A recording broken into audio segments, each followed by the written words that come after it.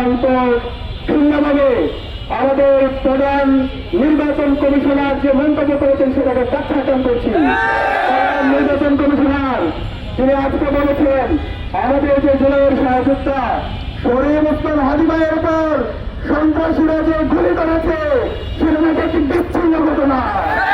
আমরা প্রধান নির্বাচন কমিশনারকে বলতে চাই এই ধরনের কমেন্ট, এই ধরনের মন্তব্য, এই নৃশংস হামলার পর আপনি কিভাবে করতে পারেন?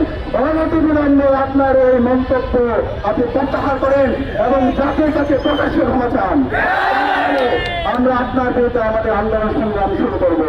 আমরা অনুরোধ করবো সাথে দায়িত্বশীল পর্যায়ে যারা আছেন সবাইকে দায়িত্বশীল আচরণ করার জন্য।